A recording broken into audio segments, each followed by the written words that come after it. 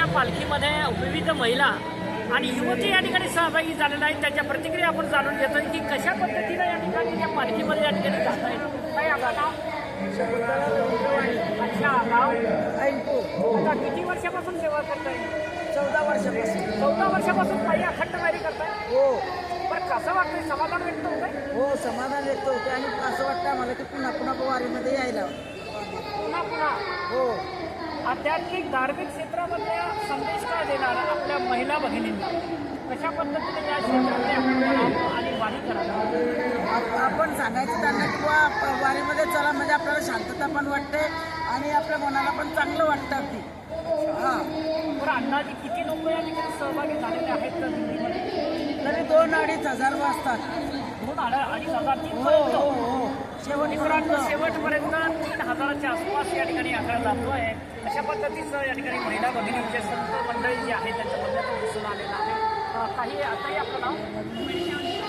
अच्छा, बरं किती वर्षापासून दिल्लीमध्ये येत आहे? पहिलंच वर्ष. बरं किती वर्गाला जात आहे? कॉलेजमध्ये जात आहे? BA complete. बरं BA कम्प्लीट असताना या ठिकाणी शालेय विद्यार्थी जीवन आपलं या ठिकाणी जे आहे, शालेय विद्यार्थी जीवन असताना सुद्धा या ठिकाणी पायी वारी करावीशी वाटते तुम्हाला?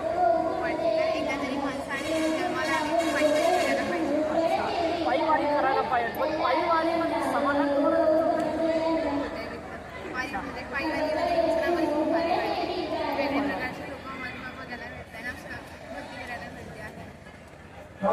रेल्वेने आपण प्रवास केलेला आहे, एस टीने प्रवास केलेला आहे, आज या ठिकाणी पायी जात आहे. काय व्यक्त होत आहे? कसं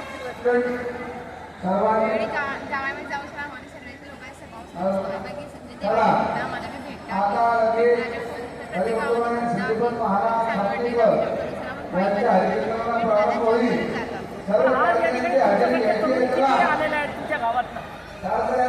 तुम्ही एकट्याच आलेला आहे? बरं पुढच्या वर्षी आपण जोडीदार करणार? अच्छा, कोणाला घेऊन येणार? अशा पद्धतीचा संदेश तिथे गावाकडनं देणार आहे. आणि आदिशक्ती मुक्ताबाईंचा हा जो संदेश आहे तो संदेश या ठिकाणी जगभर या ठिकाणी तो नेणार आहे.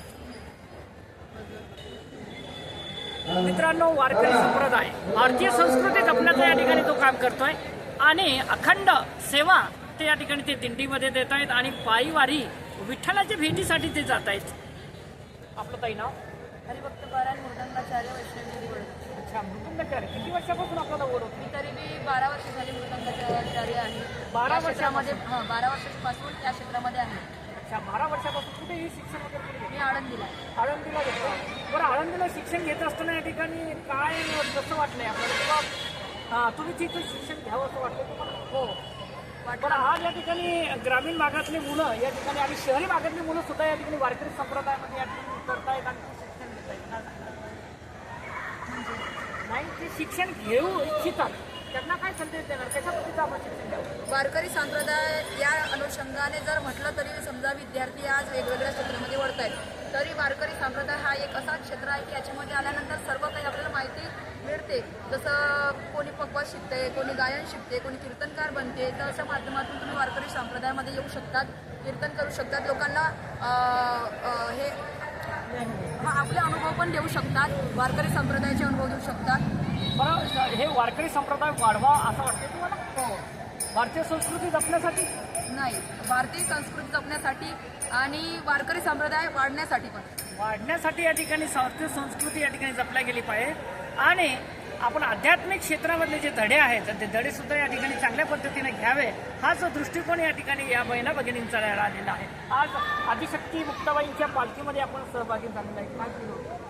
म्हणजे एकदम असं वाटते की जेव्हा आपण पायीवारी चालत असताना, पायदळ चालत असताना आपण नाही म्हटलं तरी पण आपला नामस्मरण स्वतः आपण करत पायी चालत असतो, तरी पण बाकीच्या महिला भगिनींना जसं टाळकरींना सर्वांना आपण नामस्मरण करत आपण नेऊ शकतो वारीमध्ये.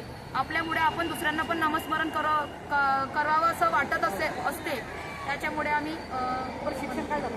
मी आता सेकंड इयरला आहे, BA second year. BA second इयरला आहेत, परंतु धार्मिकतेची ओढ त्यांना लागलेली आहे आणि वारकरी संप्रदायाचं शिक्षण सुद्धा त्यांनी घेतलेलं आहे.